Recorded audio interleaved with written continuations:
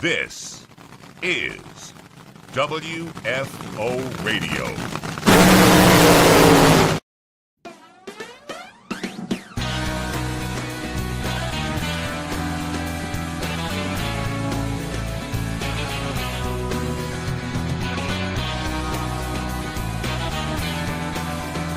And there we are. Welcome to the show. What's up, Elon? Jason, what's going on, man? I'm ready to get, you know what? Hold on, let me see. I think I got stuff on my face. Just got done eating something. I don't know. I'm doing laundry. You're a mess. I totally am. I'm doing laundry. I got. Do you do laundry like as soon as you get back from a trip? Yes, I flew back from Richmond on Monday. Flew to Cleveland on Tuesday. I wasn't even back in Dallas for 24 hours. And as soon as I walked to my house, I just took everything out of my suitcase, put it right in the washing machine, and started doing the laundry. Yeah, that's what I normally do too. Well, I don't normally do it right away, but I just leave everything in the suitcase and then go in. Like 2 days before I got to go to the next place. Like the underwear comes out because I'm going to need more underwear, but I don't need my work shirts and things of that nature. You're a man of enough financial means. You need to get your financial independence squared away, and everyone that is rich has 2 weeks worth of underwear. See, that's the thing, but here's the problem too. Like I've started buying Tommy John underwear. I don't know if you're familiar with this. They can be. I'm not familiar with that. I'm a Fruit Kevin Hart guy. Yeah, Kevin Hart was a big proponent when it first came out. But man, these things are luxurious, and I pay like $30 a pair. Okay, no, out. Yeah, so I mean that's my luxurious item because they are fantastic. They're so good. Well, but that's it. There you have it. There's underwear talk to open up the show, ladies and gentlemen. Yeah, of course.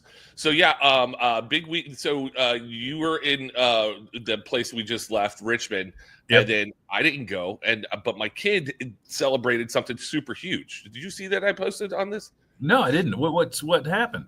So my kid plays for, and I say this all the time. They were in Orlando playing soccer, right? Nope, he was in Nashville playing soccer. Okay.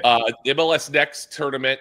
They were up there playing basically for a national championship, which I didn't really pay attention to, but I was like, okay, man, they won this stupid thing. These kids are under 14s. They played. It's all the top teams from the MLS Next programs around the country. Wow. There were 32 of them, and they went through the bracket, and they got in there. Kid did it, man. I was like, good for you, brother. So is that your kid in the middle? That's my kid in the middle. Not the one with the beard on the left? No, those are his coaches. And but yeah, he went out there and did it. I was nice. So I got a national championship kid rolling around here acting like he's going to be intolerable now. He's not going to clean his room. He's national champ. He's got people for that. Yeah, he has people for that. So let's get that NIL money rolling in, Jason. You know what's funny is I see he had his end of the year evaluation, and the coaches. I mean, they were like over the top. They were like, oh, blah, blah, blah. There was a lot of stuff going on, and not that my kid's the best one on the team, but he steps up and does his stuff. But anyways. Right. I said, all right, guys, that's awesome. Thanks for all the info. And, it's been a pleasure playing, over here, blah, blah, blah, blah, blah. I go, now when do we talk about NIL? Kids going to high school. We got to go. Let's get this thing together. Let's get it together. But yeah, so you were not in Richmond, which was a bummer because you weren't in Richmond, you weren't there to lock down those bell housing screws. Yeah, right. Isn't that one of your responsibilities? Yeah, that's When I'm in between songs on the starting line, I check bell housing screws. Yeah, I mean, what a crazy turn of events, and just a bummer for the Coletta guys because they won that race. Everybody knows they won that race. I don't know. I understand safety and all that stuff, but I just. But I think I heard Loans talking on the NHRA Insider podcast. That's just going to galvanize those guys. I heard Brian Houston gave them the real pep talk at the end of the day, and they're just going to use that as fodder. Full Michael Jordan. Right. If we don't have a controversy or have a chip on our shoulder, let's manufacture one. And I bet they go on a tear the rest of the season. Yeah, I saw that. Well, I kept watching the watching highlights. I keep checking back on .tv, and I was watching on Sunday. But I was like. And then I saw I saw the picture of him winning, and then I saw it's under review. And I'm like, what's going on? So I start texting people. They're like, we don't know. We have no idea yet. Yeah. So That's crazy. But yeah, that's somebody. I saw somebody on Facebook post, which Joe went off on Facebook. By the way, we are not live today. We are not live. We're live, but not live. Yeah. So sorry that you can't join in and yell at us, and comments. We're not. Don't think we're not. Feel free to hit us up on social with all our comments. If you tweet at me or Facebook me, I will respond to every comment. Yeah, I will too, and it's fun. So if you want to come hard at me, feel free because I'll give it right back. But yeah, so I saw that Joe was going off on people on Facebook and over speculating everything like that. But I saw somebody post something on Sunday night. Is like, oh great, NHRA's super pumped now. They've got Richard Freeman as a blood enemy, and now head. I go, that's gonna be that's a terrible combo to have blood enemies. But here's me making a lemonade out of lemons. Is the drivers have been so gracious signing plaques. So at the end of the day on Sunday, Sean Langdon signed the Drag Race Bracket Bonanza Top Fuel Winner plaque and the overall champion plaque. Nice. So now I have those plaques with me in Norwalk, and I'm going to go get Justin Ashley to sign them as well. So the person that won overall and Top Fuel will get a very unique piece of drag racing memorabilia, the double signed Top Fuel Virginia Nationals winners plaques. Nice. So how do you, if you were Justin Ashley, I know they wanted him to go to the top end on Sunday after all this stuff, or to take pictures with the trophy, but he said, no, I'm not going. Yeah, no, he's a class act. He knows like the deal. I mean, it's going to be one of those deals where, I mean, of course you'll take the win, but he's not going to go out there and thump his chest about, I bet they'll. It's not like if he wins this week, they're not going to make a big deal about, 2 race win streak. They'll just be like, hey, we won Norwalk. Let's just, get after it wherever our next race is. But yeah, I mean, he could tell it's just a weird deal all around. I mean, right. And there was a lot of speculation about, post-race inspections when a guy blows up, you can't inspect his stuff when his motor blows up in a funny car or Top Fuel dragster. It's like, what's the deal here? Yeah.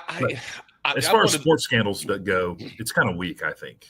Yeah, and it's not. They took ownership. So, hey, man, they sheared off or what? They rattled out, however it happened, and you went and moved on. I mean, so that's not really that great of a sports scandal. And I think the deal that had everybody twisted up was how long it took. Sure. But listen, when the space shuttle blew up, guess what? They didn't say, "Oh yeah, it was that." 15 minutes later, no, it took them like 5 years to figure it out. I mean, I get it; it's different, but as far as sports scandals go, we were talking about that a little bit. I mean, this isn't Deflategate. It's not. This is more traditional. Just stuff happens. Yeah, it didn't help. It wasn't a competitive edge thing, where the elite thing kind of felt more of that. I mean, that's what that was. Trying to figure something out. The guys doing stuff with their rear wings and Top Fuel dragster because they don't have the wheel covers on the sides of the dragsters anymore. Now they're adjusting the rear wings. I had one of Josh Hart's guys. We did an appearance yesterday at FlexJet World Headquarters, and I asked one of the crew guys to explain to me what's the deal with the rear wings, and he did an amazing job of explaining what they're all doing. And I'm not kidding you, Jason. After about 30 seconds, it was just monkeys playing cymbals in my head. And he was giving me all the stuff. And I was like, oh, yay. Because some guys can adjust the length of the support rods or poles that hold the. And he's like, yeah, because if you attach down here, you can lower it. And it has to be a certain height from the ground, from the top of the wing. And then they can adjust the angle. And I'm just like, yeah, okay. Yeah. And I just walked away actually feeling dumber. I felt dumber because he knew it. I mean, that's what you want to know is like, oh yeah, we do this, and this is what you do this. And it's, downforce and guys were doing things on the front of the cars. And yeah, it was wild. That's crazy. Yeah, I get it. I would have a hard time changing my oil in my car and walking into a Top Fuel pit. You're like, hey man, what's that thing do right there? Hey, what's that? Hey, what's that little big old hose for? I've been watching these guys take these cars apart for 30 years, and I'm still amazed that they can take them apart and put them back together in an hour and start them. And I still really don't have any idea of like the way I know they're about to warm the car up is when they put the starter on the front of the motor Right. But like if the motor is like apart, I can't tell you, is it 30 minutes away from being put back together? Is it 5 minutes? I mean, I kind of can, but I don't have any gauge on it because I just am fascinated by their skill level. Yeah, and you take your car to your dealership or wherever. We're gonna have to leave that overnight. Like you're just replacing one part. I'm watching these guys break down an entire engine block, and they're doing it like that. Let's go. So you had that. You had the Langdon deal in Richmond. It was super hot. And then did you watch any of Game 7 of the NBA Finals? Oh yeah. Yeah, as soon as Halliburton I was pulling for the Pacers so hard. I don't know why I don't have the skin in either one of those games, either one of those teams. But man, when Halliburton went down and was smashing the floor, yeah, you knew it was over. And they made it to halftime. Yeah, but I held out hope that Dick Motta, who former Mavericks coach, Hall of Fame NBA coach, had a whole theory called the wounded tiger theory.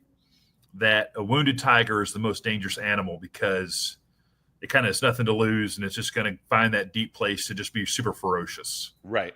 And I was hoping that theory was going to, and it kind of did for at least a couple minutes into the third quarter.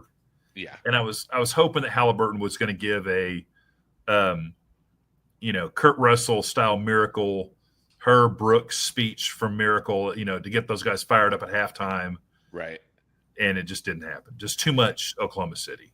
Yeah, and again, I was pulling for the Pacers as well. And I'm wearing my Orlando Magic shirt today. Sweet. Just because, listen, I worked with the Orlando Magic back when Shaq and all those guys were there. Right. And, so you were with Orlando when I was with the Mavericks, early 90s. Yeah, and it was Reggie Miller coming in the building. Oh my, we hated him. We hated him. But I got to go to with the NBA with the Pacers and the Seattle Supersonics. Crazy enough, those were the two teams that played the finals. To Spain and Germany, and this is back in the 90s when they used to go do all their little tours and stuff before they started going over there for real and doing things. And I hung out with we hung out with Reggie. We hung out with what was his name? The flopping Dutchman. Rick Smits. Rick Smits. Yeah, we hung out with those guys. And they were totally cool. And I'm like, all right, I can kind of get behind the Pacers. Yeah. But when they come in the building, we hated them. And that was I was with the Mavericks, Shaq's rookie year, like 92, 93 or whatever it was. And when he came for their one appearance at the Mavericks, he just went to LSU, so he had kind of local ties. But he had bits. Did we talk about this? Yeah, we did. He had the deal where he could palm the basketball. Yeah. And he would, impossible to knock it out of his hand. He's like one of my favorite. And my wife loves the whole Inside the NBA thing with Shaq it's so and great. Charles. That's definitely the best show. Yeah, the whole conversation of which is closer, the West Coast or the moon, is Hall of Fame TV. That and those big old girls down in San Antonio. Yeah, those guys. Charles Barkley, just churro Charles. So I was bummed that Also, I thought it was just great that Rick Carlisle saw the Oklahoma City championship buses before the game. Oh, I know. How great was that? And just that, I thought they had all these little factors, but you can try to motivate yourself as best you can. But that OKC team is just apparently they're pretty legit. That's really the longest I've watched NBA this season. Yeah, they've had the best record for the past 2 years. I guess, yeah, and I guess that SGA guy is pretty good.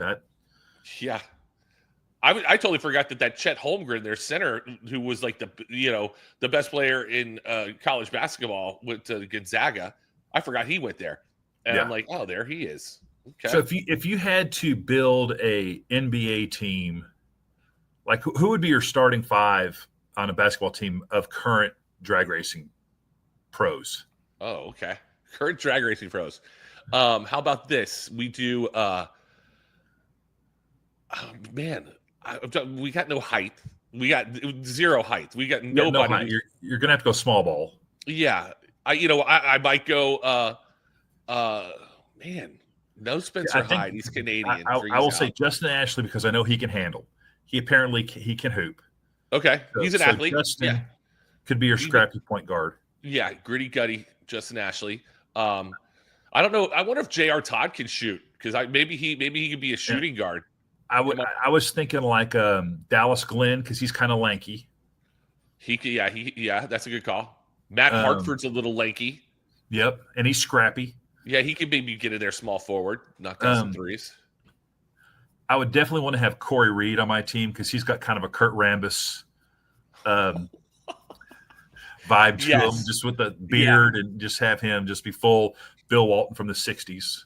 Yeah, we don't have really anybody who could be like an intimidator, like Lambeer or Kevin McHale. Even we need somebody. No, you'd have to have a Richard Freeman as your player coach for that.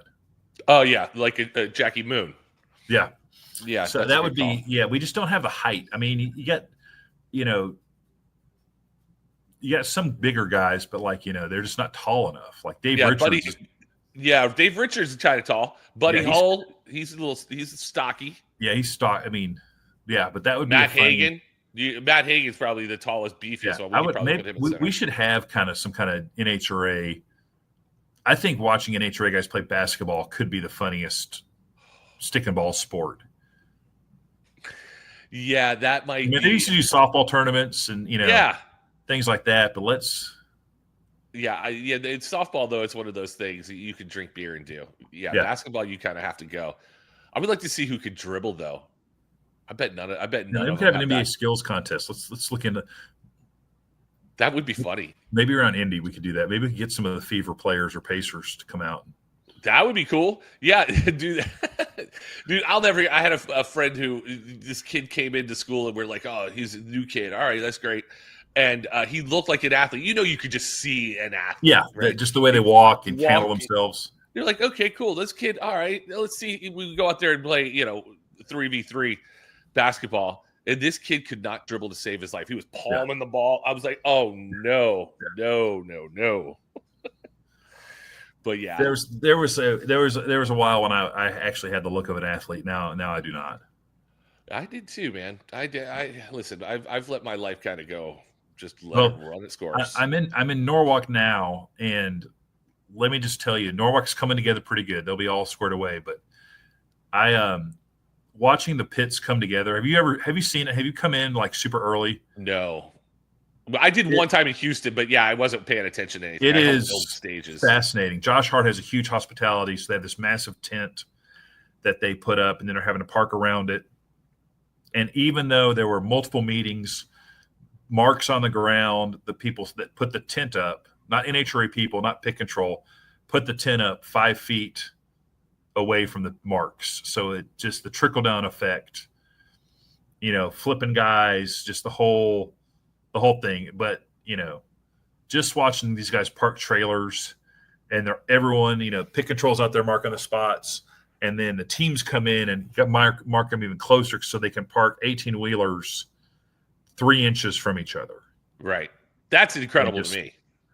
Yeah, and it just is coming together. And so when you show up at a race on Friday or Saturday and you see the pits with all the stuff, you just have to realize that there was hundreds of man hours of planning and parking and the skill set of it's like the biggest game of Tetris ever. And just guys that are in a hurry or late or just don't care and just, because you figure they got to say Josh Hart is the first one, right? Like closest to the staging lanes.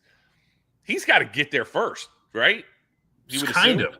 They don't necessarily park it that they mark it that way. Right. But then there's guys parking in the middle, there's guys parking at the end, and then and you do get a situation where it's like, oh, you're supposed to have 30 feet and you only have 28.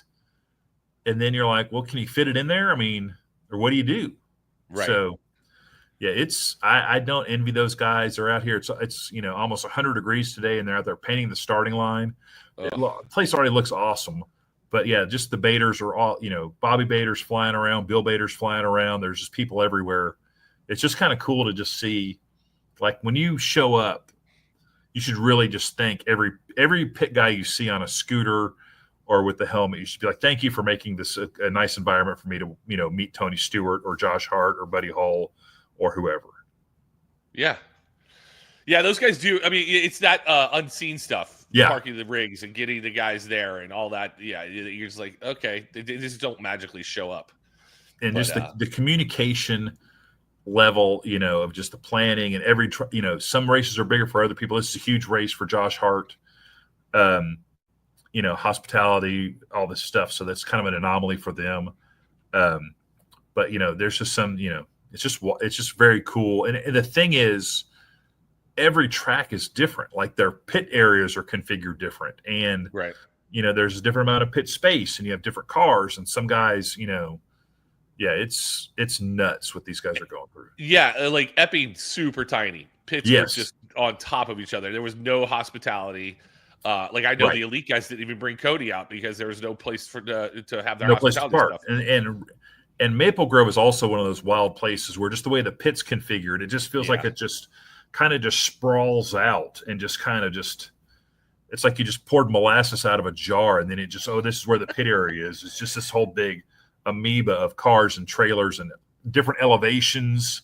Yeah, you're right. Stuff. Yeah, I had an electric bike in Reading last year because Hannah wasn't there, and I was like, I'm gonna take her bike. I was like, why do I even have this? You can't ride around in Reading. No. You just walk. You call it a day. Yeah. And that's the deal. I have a golf cart at this race because it's a FlexJet race, so I got to be able to get to the top end where the FlexJet guys are parked. But there's a certain point where the pits get so crowded, it's not even worth having a golf cart. You have to stay on the fringes, and you just park on the outside, and then just come in because this race will be like that. Like the pit areas, there'll be so many people here that you can't even get a golf cart through unless you're trailing a car to the staging lanes. Yeah, it definitely opens up in the staging lanes, and parking on Friday. I don't have to be there till, we run pros at 4:00. Yeah, I don't have to. I'm sure I'll be there for the ice cream eating contest, which we'll talk about that here in a little bit. Yeah. But then Saturday, Sunday, it's just me trying to find a parking spot because I can park right up by the tower if I get there early enough. I know on Friday. I'm probably going to park in the media a lot where you guys are because that seems a lot easier. Real quick before we go to break, we're kind of talking about Tetris. Are you a guy when you go on family vacation or whatever, and you have the family truckster there, and you have all your family's luggage sitting on the ground? Right. Can you look at a pile of luggage and go, "Oh yeah, I can make all this fit in my trunk or the back of an SUV," or do you kind of just get started and just hope it all fits? No, I look at it first, and I'm like, okay, this has got to go in the seat in between the two passengers. This bag's never going to make it. And it's always the softer bag. The big bags go in first, and then just okay, I got to turn it this way. You got to do that. Oh yeah, that's a fun one. When our kids were little, we drove to Galveston, which was just voted the worst beach in America, by the way. Well deserved. Trash. Yeah. But we took our kids and they were both in car seats, and we had a Honda Accord, and we had a pack and play, and we got that thing so full, literally there was stuff on the floor underneath the kids' car seats. There was stuff between them. My wife had a bag underneath her feet in the pad. We could not have put more stuff, and she's like, "This is not all going to fit in the car," and I was like, "It'll all fit," and it did. And when the last bag went into the trunk, it was the most satisfying. Yeah, you don't have to shove the back. No, it just closed. I didn't have to sit on the trunk or anything. It just closed. And so I'm a big. I can, one of my weird superpowers. I can look at a pile of stuff and go, okay, I can fit all that stuff into this space. Yeah, it's a man thing. It's a man thing. Yeah, so I feel like I could potentially contribute to pit control, but I just don't think I could handle the pressure. I certainly couldn't park. I could not do anything with physically parking, but I could do. I might look into that. Yeah, you know what? If I could do that, I don't want to do that because they're not going to pay you any more money to do it. No, those guys are out there working hard.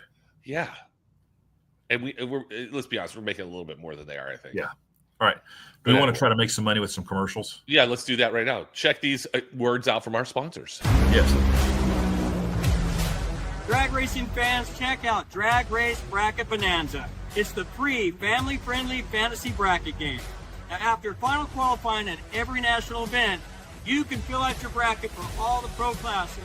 It's free, easy to click on your picks, If you need some help, just hit the randomizer button to fill in the blanks. It's for fun, stay engaged, and pick your winners today.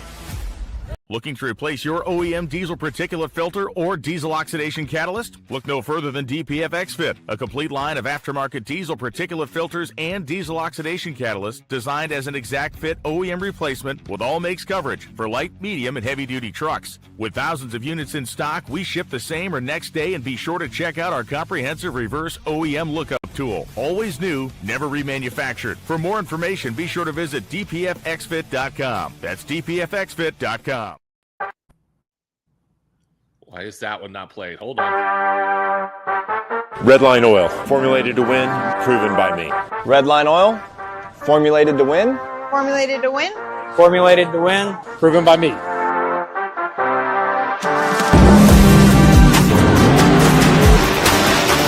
Formulated to win, proven by me. Proven by me. Proven by me. Redline Oil, formulated to win, proven by me.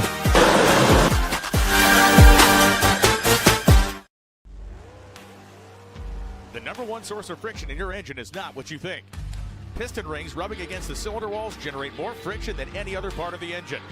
More friction and temperature means more wear and less horsepower. Fortunately, the team at Total Seal knows how to reduce friction and wear through innovative piston ring design. If it takes a piston, Total Seal can build a better ring.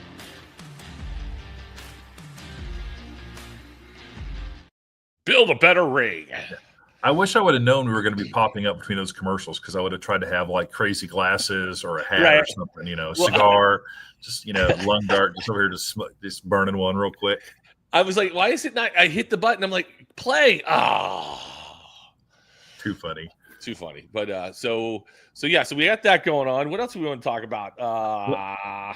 Let's roll right into this Norwalk race and all the insanity that's about to ensue, because you touched on it a little bit. Ice cream eating contest. Yep.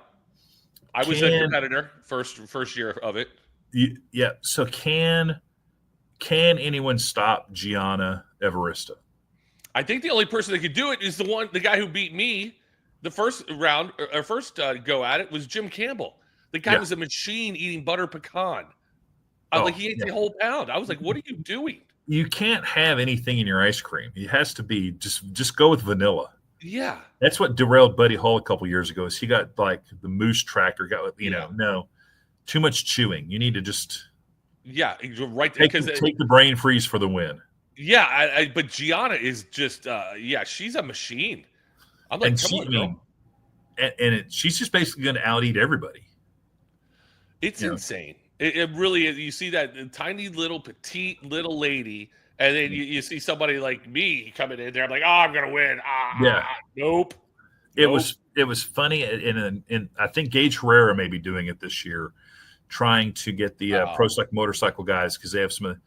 And it was funny listening to Joe Costello talk to Gage about, okay, it's only a pound of ice cream. You're doing it at 1:00. You can easily, literally trying to tell Gage, hey, go talk to your crew chiefs that we're going to have you eat a pound of ice cream and how this could potentially affect you on your motorcycle. That's how sophisticated those guys are, which is nuts. Right. Yeah. Joe's done a pretty good job. Joe and Nikki with this whole ice cream eating contest. It's spectacular. I mean, it's the highlight to me. It's the highlight of Friday. Like, it makes getting out there early worth it to just see that. I mean, Joe. I'm going out there. I don't have to be out there for 4 more hours. I'm going to go out there and just hang out just to watch that. Yeah, and Joe will whip everybody into a frenzy, which is also very. He does a pretty good job of that announcer for the Nathan's hot dog eating contest of just kind of making it feel like this is a life or death situation, and these guys are, you need to get on this, and that's why I love that. I love your hype capabilities and Joe's and Jason's, particularly around the Mission Too Fast Too Tasty, that kind of stuff. I just I wish we could almost get to that Nathan hot dog contest where it's hey, and in this round it's Matt Hagan versus J.R. Todd, and J.R. Todd's racing for a family of puppies. And if he doesn't win, Well, it's funny because there's a lot of factors involved in all that. I mean, listen, the Too Fast Too Tasty, sometimes the drivers they just blow up. They just turn their car on and they go. Matt Hagan loves the hype. Matt will sit there and wait. The starter will say, let's go.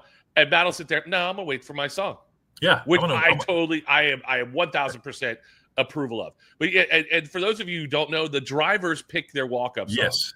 Jason does not just randomly say, "Oh, Matt Hagan's going to be that one," or "JR Todd's this one." Yeah. And by the way, both JR and Sean Langdon have reached out to me this week early, wanting to change their walk-up song. So we'll see. We'll see how crazy this gets.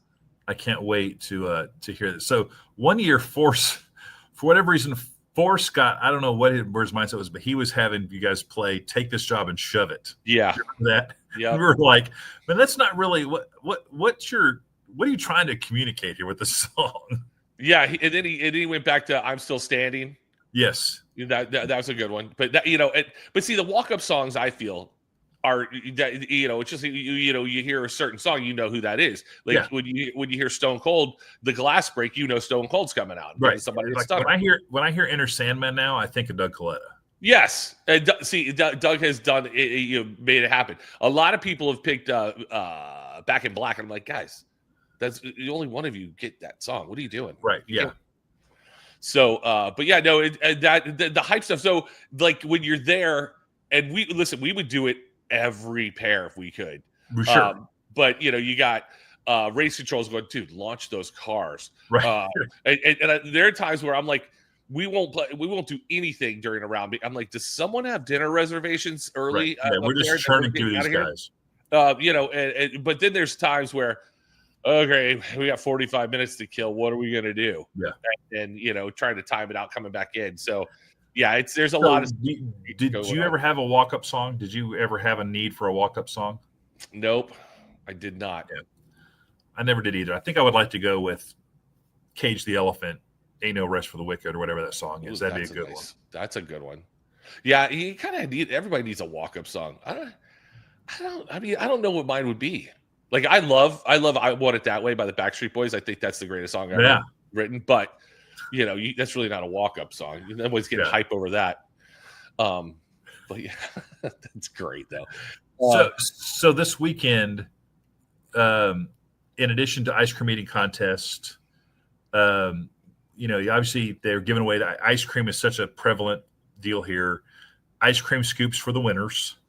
Yep, that's a cool trophy. That is a very cool trophy. That it's great. I think they kind of change them up every year because Bill Bader's going to be in the press room on Friday for a little media availability, and that's when he usually kind of shows off the hardware of that. And they did bowls for their double divisional. Did you see that? I did not. That's awesome. Yeah. So Melanie Johnson, congrats to Melanie Johnson winning Top Alcohol Dragster, joining the long list of winning Johnsons. They did bowls. that just sounded awesome. It sounded like that as it's coming out of my mouth. Winning Johnsons. Yeah, I mean Blaine, Allen, Melanie. Come on. That took me back to Slider in Top Gun. Oh, the list is long and distinguished, just like Mike Johnson. I love it. See, these are things that go on in my head. They did bowls for those guys. Yeah. So that's great. Which I'm now all in on Melanie winning Top Alcohol Dragster this weekend, so she can get the scoop to go with the bowl. Yep. Now we need a golden spoon of some sort. Something. And then Spencer Hyde is running a specialty car this weekend. Especially funny car. They're going to unveil that on Friday, which is cool. So do you have a I had you know what specialty car, like I loved Ron Caps's throwback to the Hot Wheels in Indy. Yes.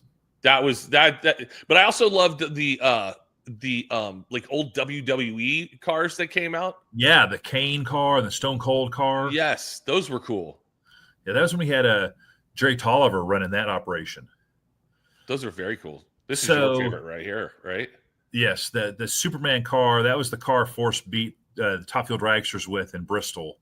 No car will ever beat the Superman car because he had the Superman fire suit. So great. Just that whole That was action. A cool-looking car. It was a cool-looking car. But, yeah, so, when Tolliver was running all those WWE cars or WWF or whatever iteration of wrestling it was, there was a crew guy on Force's car his name was Duke. He's now the general manager at the shop in Brownsburg. And he would walk by and he would call Tolliver Sandwich. He's like, "What's up, Sandwich? What's up, Sandwich?" And like he basically did it for like a long time. And finally, I don't know where they were, but Tolliver asked him, "Hey man, why do you call me Sandwich?" And Duke was rough around he was like one skosh away from John Wayne, Chad Green, just rough around the edges, cowboy guy. Right. Duke looks right. And it was also constantly burning a cigarette. Like that was back in the Winston days when cigarettes were everywhere. And Duke looked right at him and he goes, "Oh, you know why I call you that, Sandwich? Because that's the club that's the furthest thing from a driver in a golf bag." Oh, that is brilliant. Right? And like Tolliver was just like, "I've let this guy call me that for months." And we all just giggled about it. Yeah, so that's a good one. Yeah, so specialty cars are awesome. So I guess guys don't do enough of them. I don't know if that's a function of people aren't making as many die casts, so right. They're not selling the specialty cars, but I love Caps.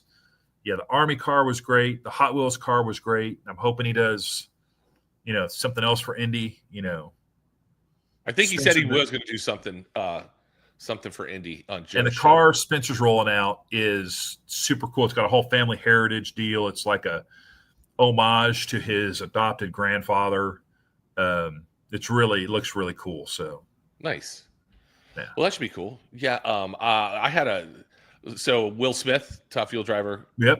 Works at PDRA, all that stuff. He'll be there this weekend. And like 4 years ago, or maybe it was before the pandemic. I don't know. Maybe before the pandemic. I did a PDRA race, and he and I were talking during one rain delay or something. And he goes, "Man, we were just talking." I go, "Man, you know what I want to do?" I go, "I want to win the lottery, and I'm just going to put my face on a funny car, just like the whole the Ricky Bobby thing, right. That thing. But I'm going to put my face on the hood of the funny car. That's going to be it. Just me going ha." And so he shows up in Norwalk that year. Driving a funny car, alcohol car. He made it to the finals with my face on the side of his car. I remember that. I was like, "That is the best." I go that. So I talked to him in Bristol during the rain delay on Sunday morning or Saturday, whatever. Everybody was dodging raindrops. Right. He goes, "Yeah, man, I got to put your face back on a car." I go, "Yeah, perfect opportunity in Norwalk. Let's go." Yeah. Yeah, you have the face for a funny car. You don't have a dragster face. Too wide. Too wide. Yeah, definitely the hood of the car. But I just loved it because it was fun when Evan saw it, our boss. Yeah, he just shook his head like, "Really?" And I was like, "Yeah."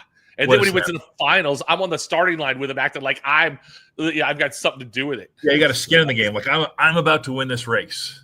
Yeah. I'm going to do this. But man, listen, if he had won that race. It would have been all me. I would have won I would have gone to top end. I would have kept that body on that car forever until I lost. Right. But that's the funny thing too about the specialty cars, because remember when Skag rolled out all the specialty cars last year, right?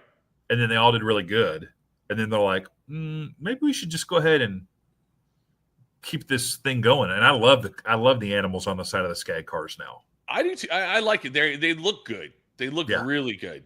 Yeah, kind of, like you would want on a diecast car, right? Like if you were a kid, you'd want that car. I want right. I want the cheetah car. I want the jackal car. Right. I think that's a great angle to just get another reason for kids to just want to want your car. Yeah, and it's funny. Everybody's like, "Oh, we need more youth. We need more youth." I still see a lot of kids at these races. I do too. And there's really nothing for them except a plastic Top Fuel car at Nitro Mall, right? Some T-shirts and stuff, but yeah, I've seen some of the actually Pro Stock Motorcycle and Pro Stockers have like the little foam giveaway things, because Matt Smith was throwing them over the backdrop one year. He's backstage and he's just chucking little foam motorcycles into the crowd. They're just motorcycles just raining down on people, which was funny. Yeah. By the way, all these drivers are big kids. They really, some of them have real jobs, but they're still big kids out there. Yeah, for sure. So, but we need more specialty cars, and I wish we could get to a point where like NASCAR does the throwback race. I think it would be cool at like a race to just force to run like a brute force car, or somebody's throwback, homage cars and things like that. That's great. The Coletta guys do a really good job of that. I remember a couple years ago when Langdon drove that Bounty Hunter Top Fuel dragster, which was spectacular. He needs to bring that dragster back, because I just loved how Connie would put the names of the guys that he beat and like scratch their names out on the side of the car. We need more stuff like that. I'll never forget when I first came out. And Ron Capps was running that Brute car. Yeah, the green Brute car, and they would spray the Brute in the headers. Yeah, and I'm like, what is that smell? And I was like, why is he doing that? I again had no clue what drag racing was all about. But I was like, okay, there's Ron Capps. You didn't have to look at the line; you could tell he was up. Yeah, it was awesome. There's a cool thing going on, which I've seen in the pit area, but it just finally got talked about publicly this past race, which is in the JFR hospitality area. You need to go check this out. They have decals on the side of their hospitality trailer for race wins and number one qualifiers. Oh, wow.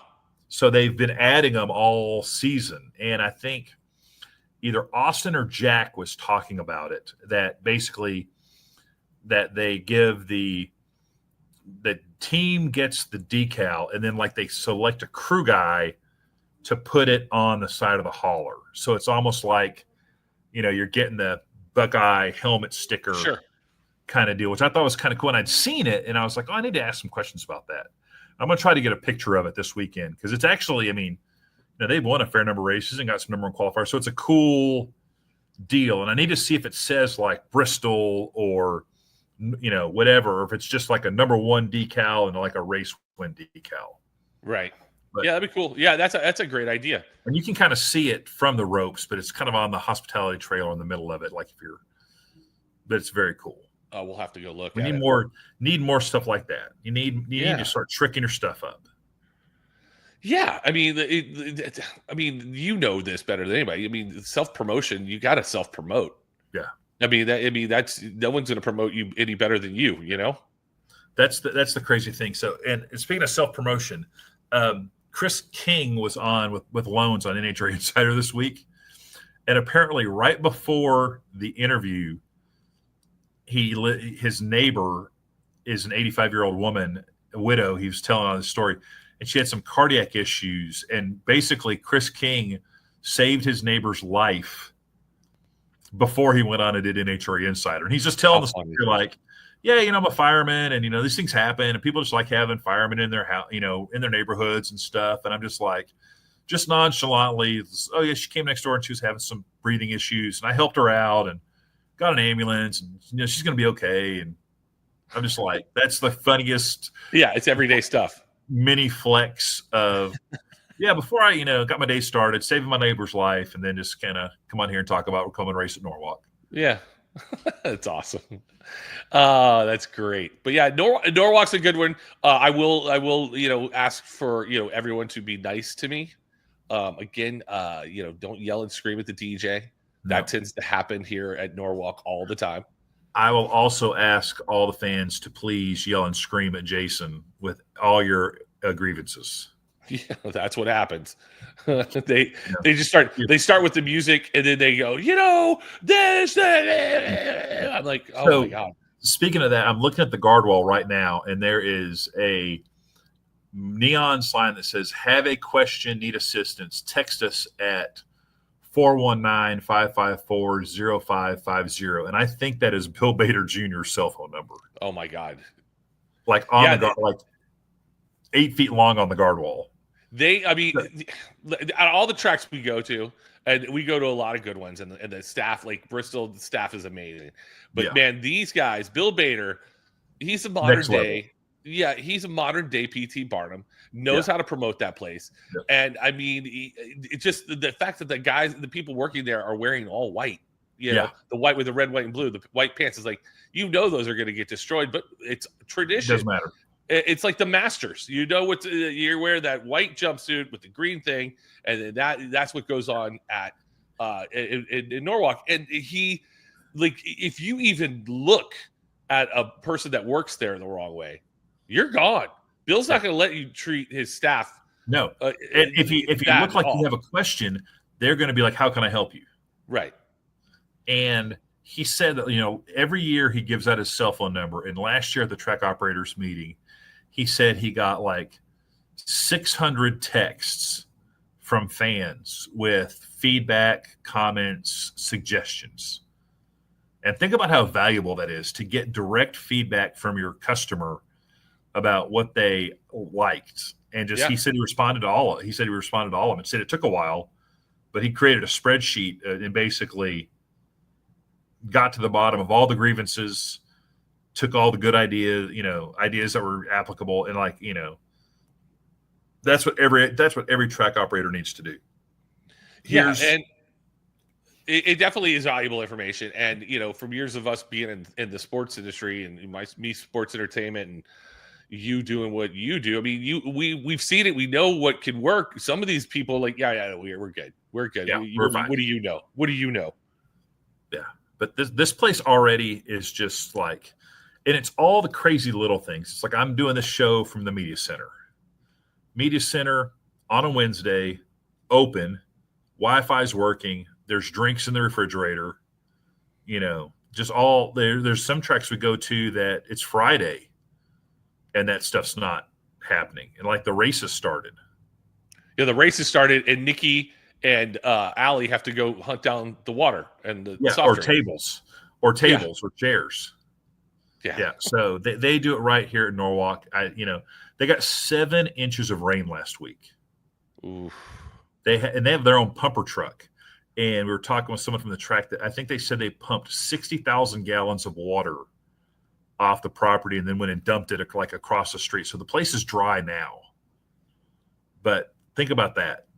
Well, is it supposed to rain a little bit this weekend too? There's spotty chances, but it's just going to be humid as all get out. Yeah. So bring your Gold Bond, right. Chafing powder. And I forgot until yesterday. I was like, oh yeah, we do a big fireworks display on Friday night. Yeah. That's always a good time. The fireworks display here on Friday is pretty solid, but it doesn't hold a candle to Night Under Fire. The Night Under Fire, their big August one-day drag racing show. Yeah. That fireworks display is, no lie, on par with like 4th of July in Washington, D.C., it seems like. Wow. Like it is spectacular. I can't even imagine how much they spend on it, but it's ridiculous. It's like the most Americana thing. I mean, this is America's racetrack. Yeah. They claim that, and it looks like it, but it's very funny. Just their level of, they know what their customers want. Of course. Ice cream and fireworks. That's it. And the customers will fight you for that. Yeah. Listen, that one year we didn't have ice cream in the media room. Oh yeah. I was talking with Abby about the way she's like, are we going to have access to ice cream? And I was like, there will be ice cream in the press room. They skipped it for 1 year. And you would have thought, we all were quitting. We all were done at that point. People were sending emails to the baiters about questioning their, what's going on here. And then, they used to sell a pound of ice cream for $1. Right. And then they finally, I think, went up to, I don't know, maybe $2.50. And he did a whole straightforward, hey, I know we've been doing this for $1 every year. It's our thing. It's our bit. He goes, but we're honestly losing. It's become untenable. We're losing like $10,000 a race just being upside down on the ice cream. So we're now just going to try to get to break even. And it's still a great deal. Yeah, it's great when you have a loss leader that actually works, and you're just like, okay, we'll just get people in the building with this, and we'll hit them up for $18 slices of pizza. Right, and they don't even do that. No, yeah. Speaking of $18 slices of pizza, one thing you did miss, Jason, which you're going to be very sad about, there were Savannah Banana baseball players at Richmond. Oh, dang. Yes. And I got a chance to meet them, and they were awesome. The coolest thing is I ran into them in the pits, and I recognized one of them. Right. And I couldn't figure out where I recognized them. And then one of Andy Ross, the American Rebel, his bus driver was with him. And he's like, yeah, these guys are with Savannah Bananas. And they wanted to meet Austin Prock. Okay. And I was like, how cool is that? These guys are the hottest sports sensation in the country right now. And they wanted to go meet Proc.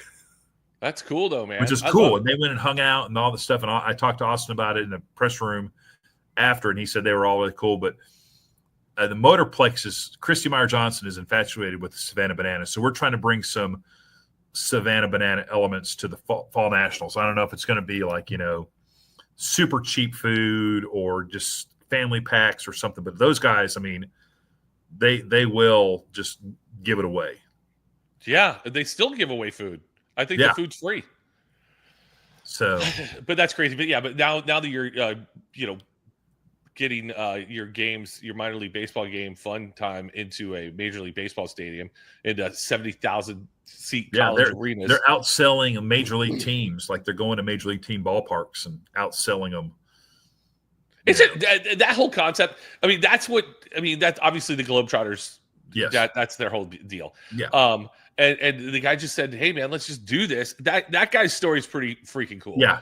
And I've heard bits and pieces. I want to really do a deep dive into it because just listening to him talk about how everyone's telling him he's crazy, he's losing money, and he's just totally convinced. No, this will work. This will work. We should try and get him on. Let's try. Let's try to do that. We'll figure out if that's an Andy Ross connection or a Tony Stewart connection, or I would love to just talk about crazy promotional ideas. Oh yeah, listen, I've been a part of millions of them. Yeah. Doing minor league baseball and all the dumb crap that I've done in my life. It's freaking awesome. Yeah. I love it.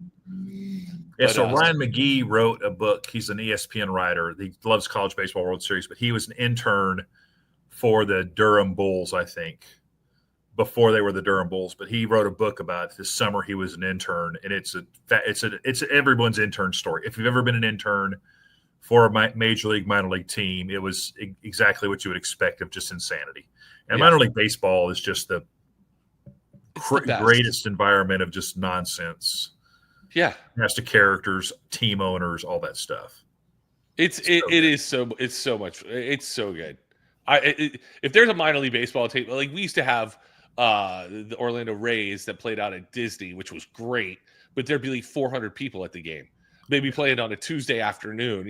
No one's coming to these games, and it was single A baseball. But I'm out there running around shooting shirts and shaking hands to everybody. It was insane. And the dumb stuff we used to do there, and that was Disney. We had to kind of be tame about stuff, right? But yeah, we used to do all kinds of crazy stuff. But yeah, it's awesome, man. That's the best part of it. Yeah, about minor league baseball. It's just the creativity and the things you can get away with because there is only like 300 people there. Yeah, and so I don't know. Do you ever watch John Oliver on HBO? He does a TV show. I know who he is, but I don't. Last week tonight or whatever. Yeah. They always do these crazy bits. Like they'll make these crazy offers of like they basically threw it out for minor league baseball that they wanted a minor league baseball team to send them a reason why they deserved a makeover. And the only caveat was whatever the John Oliver TV show people came up with, you had to just accept.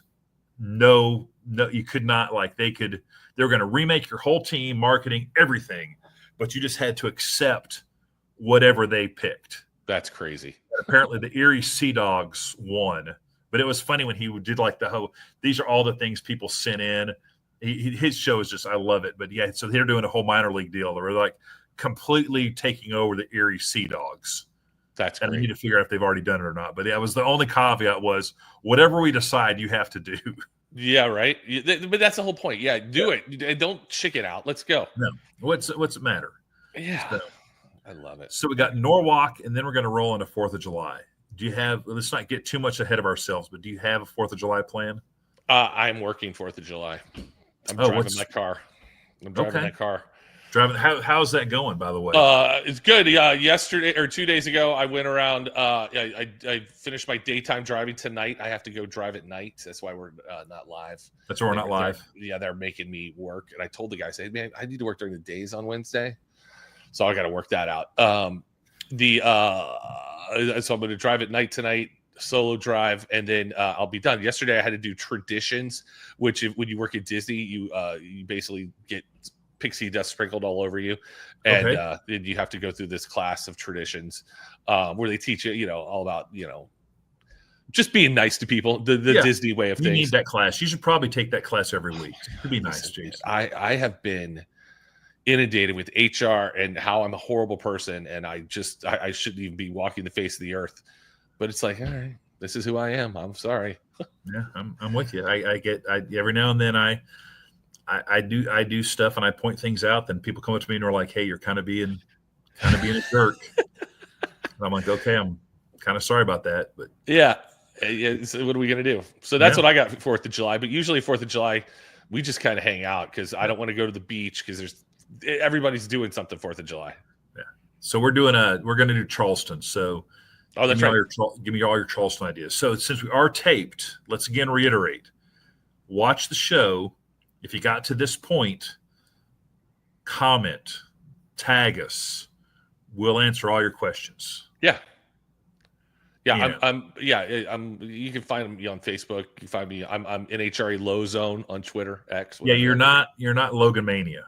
No, that's somebody else. That's someone else that's getting tagged in a lot of our stuff. Somebody hacked it and then took it. So then I had to recreate a whole new thing. So I hate that. I hate that for you. Yeah, but that's it. But yeah, so we got Norwalk. What else? And there's really, I mean, now the NBA Finals are over. I got to be honest, my dog days of summer. It's the dog days of summer, and I'm glad we got NHRA drag racing. I'm glad we got the show, Bracket Bonanza. We're gonna have a lot of cool stuff. Oh, this weekend for Bracket Bonanza, let me get this one self-serving plug. Go. Bill Bader is going to fill out a bracket on Saturday night. Okay, and you'll be able to pick against Bill Bader's bracket. If your bracket's better than Bill Bader's, extra prizes this weekend for Norwalk. Nice. So Summit Motorsports Park's been awesome supporting Drag Race Bracket Bonanza. So they've been dominating the Road at Coffee's track challenge, but they've been great promoting it, and then get a chance to pick your Bader's going to fill it out, and then we'll reveal it after the brackets are locked. Then you can see if you can pick a better bracket than Bill Bader Jr. Beautiful. I love it. We'll need to get the Low Zone to pick a bracket too sometime. Make your bracket public. Yeah, I didn't do one this past week because I wasn't even paying attention. I was like, but I'll get one in Norwalk. Terrible. I know. But yeah, the next one I'm doing though, I'm randomizing everything because I just suck at doing it normally. No, it's great, and that's the thing, that the racing has been so good with just guys just popping up everywhere, that you're kind of seeing these upsets. Like Hunter Green was our bracket buster this past weekend. Okay. And he was so good at it because we go back and we talk to him like, hey, you're the biggest bracket buster. And he was like, well, I get it. He goes, we're a young team. He goes, but man, he goes, I like busting brackets. I'm here for it. Yeah.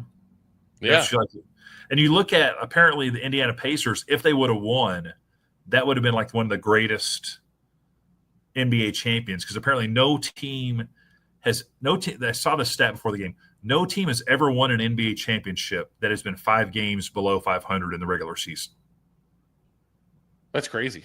Which is nuts. That like if you're, that deal holds true. So now if you're like, okay, they were like 500 to 1 odds or something earlier in the year, which is nuts.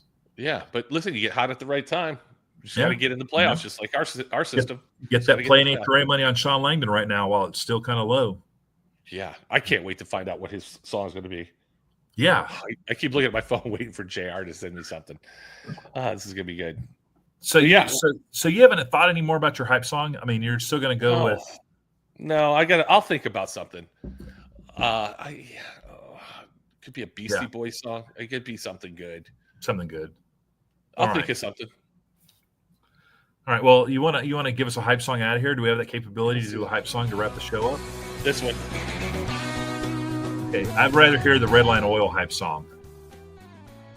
One more time. All right, we'll do that. All right, guys. Yeah. Have a great weekend. We'll see you in Norwalk. Great weekend. We'll be live next week.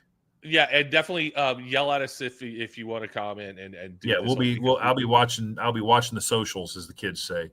Yep, we'll do that. Here you go. For walking out music. Here we go. Redline Oil, formulated to win, proven by me. Redline Oil, formulated to win. Formulated to win. Formulated to win, proven by me.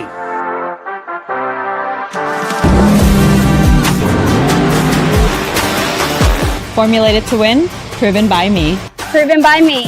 Proven by me. Redline Oil, formulated to win, proven by me.